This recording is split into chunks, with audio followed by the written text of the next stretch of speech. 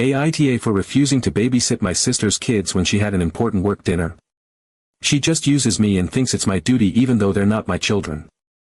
I am 24 years old, working full-time at a pretty demanding job while also taking night classes for my master's degree. My days are packed from morning to night.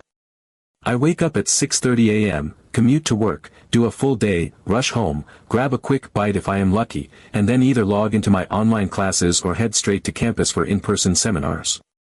When I am not in class, I am studying, writing papers, or trying to cram in group projects. My schedule is honestly a house of cards where one unexpected thing can bring the whole day crashing down. Despite this, I have been trying really hard to balance everything and not let anyone down. My sister, who is 30, has 2 little kids, my niece is 6 and my nephew is 4. I love them to pieces. I truly do. They are sweet, funny, and honestly 2 of the brightest parts of my life. However, my sister has developed this habit of treating me like her personal emergency babysitter. Over the past 3 months alone, I have babysat for her at least 15 times. And it is never planned in advance. It is always last minute, usually with just a couple of hours of notice. She will text me mid-afternoon saying her sitter cancelled or she has something she needs to do, and could I please watch the kids. She always promises it is, just this once, or only a couple of hours, but it happens so often it has basically become a pattern. I have missed study groups for her. I have had to reschedule work meetings. One time I even gave up a chance to attend a networking event for my field because she needed someone to watch the kids while she went out to a friend's birthday dinner. I try not to be resentful because I know parenting is hard, and it really does take a village, but the thing is, I never signed up to be part of her childcare plan, at least not as the first, second, and third option every time something goes wrong. Yesterday was the breaking point. It was around 4 p.m. when she texted me. She said her regular babysitter had cancelled and she needed me to watch the kids from 6 to 11 p.m. Here is the thing, I had a massive exam the next morning, one that counted for 40% of my final grade in one of my hardest courses. I had been preparing for it for weeks, but I still needed that evening to review everything, finish some practice problems, and make sure I really knew the material. I cannot afford to mess up this exam. Passing my classes is not just about school, it is about keeping my job, keeping my scholarship, and staying on track for the life I am working so hard to build. I told my sister that I was really sorry but I could not help her this time. I reminded her about the babysitting app one had shown her before, the one that helps find background-checked sitters on short notice. I even offered to resend the link. She immediately got upset. She said this was a really important work event and that I was the only person she trusted with her kids. She said she would not be comfortable leaving them with a stranger, and she needed me to step up for family. I apologized again but said no. I told her my exam was too important and I could not afford to risk it. I suggested maybe she could ask one of our cousins or neighbors, but she just said she had already tried everyone. She kept pressing, but I stayed firm. I could feel my stomach twisting with guilt even as I said no, but I knew if I gave in, I would be sitting there with flashcards in one hand, a crying toddler in the other, and my entire future on the line. My sister ended up missing her work event. Later that night, I started getting texts from my parents. They said I was selfish. They said I should have studied earlier so I could have been free to help. As if graduate school works like that, where you can just neatly package all your studying into some extra free hours and always be ahead of the game. As if I had not already been studying non-stop around the clock. My sister has not spoken to me since. She posted a vague status on Facebook about people who talk about loyalty but do not show it when it matters, and a bunch of her friends and even some extended family members commented things like, "Some people never grow up," and "Family should always come first." And here is the kicker. I found out through the grapevine that this important work event she needed to attend was actually a dinner with her boss where they were going to discuss a potential promotion. So it was not just a casual thing, it could have genuinely advanced her career. Knowing that makes me feel absolutely awful. Like maybe if I had just sucked it up and helped her, she could have gotten a huge step forward for herself and her kids. Maybe it really was that important. But then another part of me feels furious and exhausted. Because I have bent over backwards for her so many times. I have given up my own plans, put my own goals on hold, rearranged my life again and again without complaint because she needed me. I have said yes every single time until now. And the first, literally the very first, time I draw a boundary and say, I cannot do it, suddenly I am the villain. Suddenly I do not value family. Suddenly I am selfish and childish. It feels like there is no winning. If I always say yes, I kill myself trying to juggle everything and my own dreams get pushed further and further away. If I say no, even once, I am ungrateful and unreliable. I just do not know what I am supposed to do. I do not want to hurt my sister or make her life harder, but I am only one person. I am 24 years old, trying to build a future. I cannot always be the safety net. I feel terrible about the promotion thing. Truly, I do. But I also feel like it is so unfair that everyone is acting like I just sat around eating chips and watching TV while my sister's life fell apart. I was studying for an exam that could determine whether I pass or fail a critical course. I was trying to invest in my own future, just like she was trying to invest in hers. I keep going in circles about it in my head. Am I wrong for thinking it should not always fall on me to solve her emergencies? Am I an awful sister for choosing my exam over her dinner? Was I being selfish, or was I finally standing up for myself in a healthy way? Anyway, that is where I am right now. 100 missed calls, a family group chat full of guilt trips, a sister who will not speak to me, and an exam I barely managed to focus on because I felt so sick with guilt. AITA. Update 1. A few days after the explosion with my family, the dust had barely settled when I got a text from my sister, Rachel. It was surprisingly formal, almost like an email you would send to a coworker you did not particularly like. She said she wanted to inform me that her boss, Mr. Carter, had been understanding about her missing the dinner and had agreed to reschedule another meeting to discuss her promotion. When I first read that, a genuine wave of relief washed over me. Whatever anger and sadness I had been carrying since the blow-up seemed to loosen a little.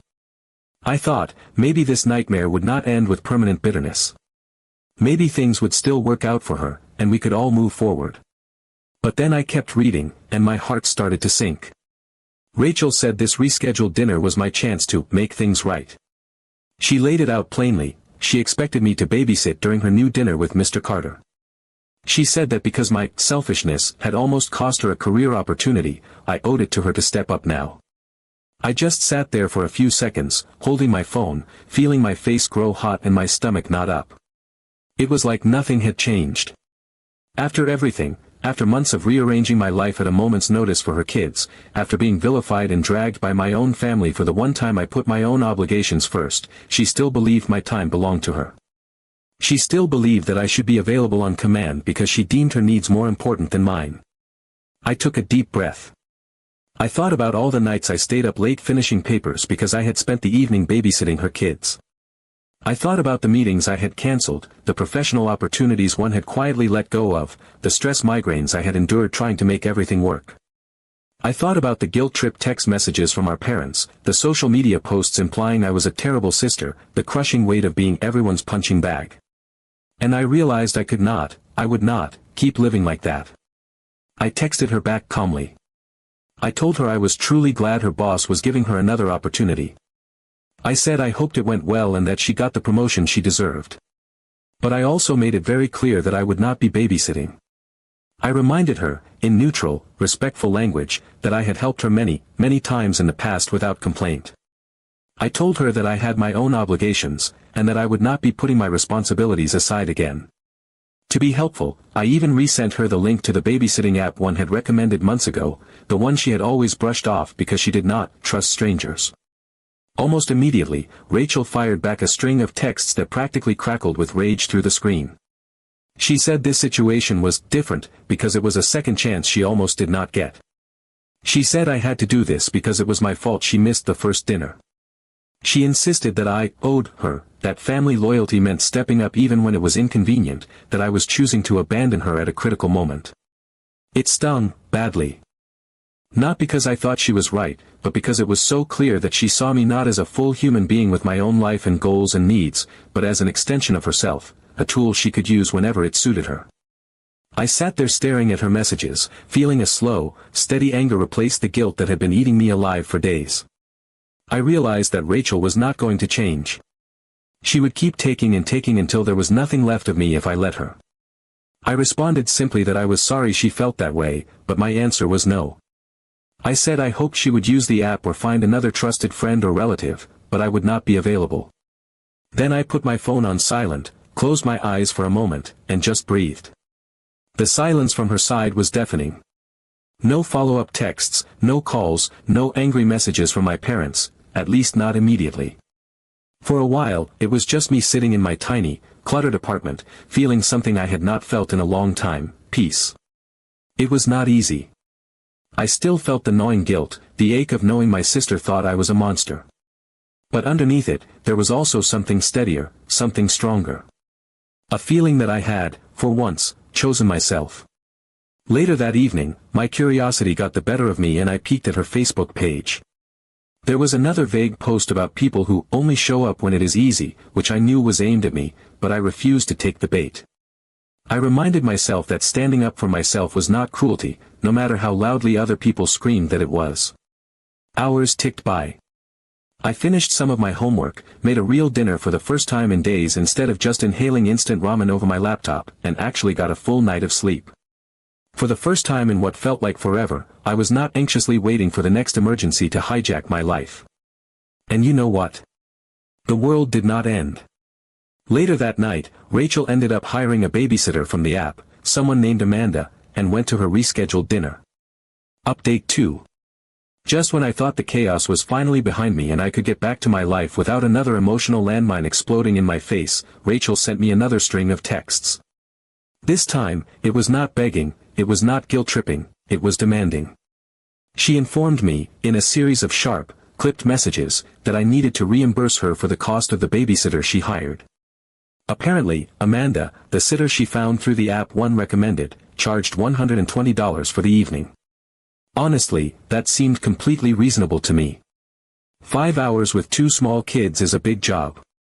Amanda was a professional, and professionals deserve fair pay. But in Rachel's mind, none of that mattered. She insisted that because she only had to hire Amanda in the first place due to my selfishness and refusal to help, I was financially responsible for the entire bill. She even said that if I refused to pay, she would get our parents involved and make sure everyone knew how petty and cruel I was being. I stared at the messages, feeling a mix of disbelief and a strange, weary amusement. It felt like no matter how many times I tried to draw a line, Rachel would just pick up a shovel and start digging right through it. I took a minute to cool down before responding because I knew if I answered while I was still furious, I might say something I would regret. When I did text back, I kept it short, calm, and brutally clear. I told her that her children are her responsibility, not mine. I reminded her that I had babysat for free dozens of times, hours and hours of unpaid labor that I had given freely out of love for her and her kids. I pointed out that finding professional childcare is a basic, expected part of being a working parent and that hiring a sitter was a cost she needed to plan for, just like any other expense. I finished by saying that I would not be sending her any money and that if she continued to harass me about it, I would seriously consider blocking her for my own peace of mind. I thought that might finally hammer the message home. I thought there was nothing else she could possibly say at that point. I was wrong. Rachel completely lost it.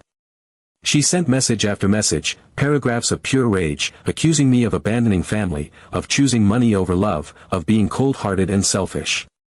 She ranted that she would never forget this betrayal, that she would remember who showed up and who did not when she was raising her kids alone. She said I was punishing her children for her mistakes, that I was turning my back on them too, not just her. She went so far as to say she no longer considered me a real sister. It was venomous and painful to read, but I kept my resolve. After a few minutes of just staring at the toxic words piling up on my screen, I muted her number. I did not block her, not yet, but I muted the notifications because I knew I could not keep letting her anger crash into my life like a wrecking ball every few hours. I needed to protect myself, even if it hurt. But of course, Rachel was not done. When she realized I was not responding, she went to our parents. It did not take long before I started receiving a fresh round of passive-aggressive messages from them. They did not directly mention the babysitting situation. Instead, they cloaked their disappointment in broad, sweeping statements about how younger generations only care about money and themselves, how family used to mean something, and how some people only think about their own convenience, not about loyalty or sacrifice. The irony was suffocating. I had sacrificed so much for Rachel, and the second I chose my own needs, I became the villain in their story. It was exhausting. Truly, bone-deep exhausting. There were moments when I second-guessed myself so hard that I felt physically ill. Was I being selfish? Was I really as terrible as they were all saying? I had to keep reminding myself, over and over, that needing boundaries does not make a person cruel. That refusing to be endlessly available does not erase all the times I had been there before. That loving my family did not mean setting myself on fire to keep them warm. In the days that followed, things stayed tense. My parents would send little jabs here and there, as if trying to shame me back into submission. Rachel continued to post vague, pitying statuses on Facebook, clearly hoping mutual friends and distant relatives would rally to her side. A few family members did reach out privately to ask what was going on, and when I explained my side, the dozens of free babysitting sessions, the last-minute demands, the impact on my education, some of them understood. Others just said, well, that is how family is, as if that were a good enough reason to accept being walked over forever. It was a crash course in a painful truth. Sometimes when you start enforcing healthy boundaries, the people who benefited from you having none will make you out to be the villain. They will paint your self-respect as betrayal, your independence as selfishness, your refusal to be exploited as cruelty. But I was tired of living under the crushing weight of everyone else's expectations. I was tired of being everyone's safety net while no one cared whether the net itself was fraying and snapping from the strain. I realized I could not control how Rachel or my parents or anyone else felt about my choices. I could only control whether I let guilt and fear make my decisions for me. For the first time in a long time, I chose myself. It did not feel triumphant. It did not feel good or glamorous or empowering in the way Instagram posts make it seem. It felt raw and lonely and scary. But somewhere deep underneath all that, it also felt right. I was learning the hard way that standing up for myself would not earn applause, but it was still necessary. Update 3. About a week after everything exploded, my parents insisted that Rachel and I come over for a family discussion at their house. They said it was important that we all sit down together and clear the air, whatever that was supposed to mean. I agreed, mostly because I was exhausted by the tension hanging over every text message and every strained phone call. It felt like this unspoken cloud hanging over all of us, and even though I was bracing for the worst, I thought at least it might be better to get everything out in the open. When we sat down in the living room, it was awkward from the start. The air was heavy and uncomfortable, like nobody really wanted to be there, but everyone was too stubborn to back out. My dad, Tom, tried to play mediator. He launched into this speech about how we were family, and how life was too short for grudges, and how he thought the best path forward was for both of us to apologize and move on. He framed it like this was some petty, childish argument between two equals, like we had both said hurtful things in the heat of the moment and now just needed to forgive and forget. I could feel my stomach twist, but I forced myself to stay still and listen. Rachel immediately jumped in, like she had been waiting for the perfect opening. She said she felt hurt, betrayed, and completely blindsided by me. She said she trusted me more than anyone else with her children, and that it was devastating to realize I was not as dependable as she thought. She went on about how stressful it had been trying to find last-minute childcare, how hard she worked to support her kids, and how much it hurt that I would not step up when she needed me most. I listened. I really listened. I let her get it all out without interrupting, even though every word felt like another tiny cut. When she was done, I took a deep breath and spoke as calmly as I could. I said, Rachel, I love you. I love your kids. I would do anything to see them happy and safe. But I am not your on-call babysitter. I have my own life, my own responsibilities, and my own future to worry about. I reminded her that I had helped her countless times before, not out of obligation but out of love, and that helping out sometimes was completely different from being expected to drop everything without warning every time there was an emergency. I told her that if she needed regular childcare support, she needed to plan for it and budget for it, just like any other parent. It was not my burden to carry. It never should have been. My mom, Linda, tried to jump in at that point. She said something about how we are family, and family helps each other, but I did not let her derail me. I said, being family does not mean allowing yourself to be used. It does not mean erasing your own needs and dreams to fix everyone else's emergencies. Being family should mean supporting each other in healthy, respectful ways, and part of that is respecting each other's boundaries.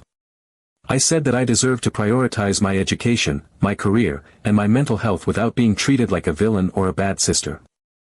I said it clearly and steadily, without raising my voice, without letting the emotion shake me. Rachel looked furious. She accused me of not caring about her or her kids, of putting myself first at the expense of the people who loved me. She said I was selfish, cold, ungrateful.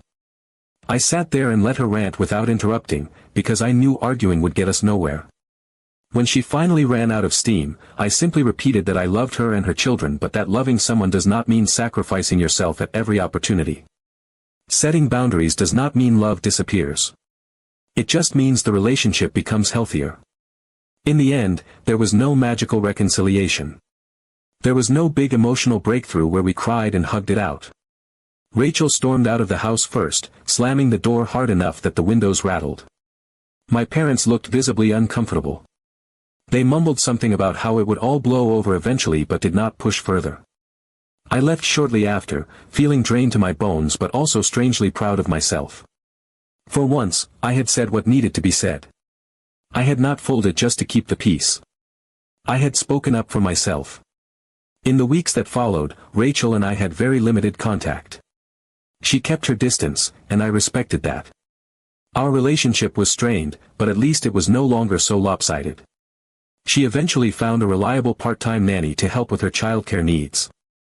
Through my mom, I heard that the sitter she found, Amanda, had been great with the kids. There was even a grudging admission that maybe professional babysitters were not such a terrible idea after all. It was not an apology, not really, but it was something. Our relationship now is not perfect. There is still tension sometimes, an awkwardness that was not there before. But it is more balanced. She knows now that she cannot just expect me to be available whenever she snaps her fingers. She knows I have a life of my own, and while I am happy to be part of her support system when I can, I am not the entire system. As for me, I passed my exam with a 92%. I stayed on track in my program. I kept working full-time. I kept pushing forward with the life I have been fighting tooth and nail to build. Every time the guilt tried to creep back in, I reminded myself of the bigger picture. I reminded myself that protecting my own dreams and mental health was not selfish. It was necessary, it was survival. For once, I chose myself. And it made all the difference.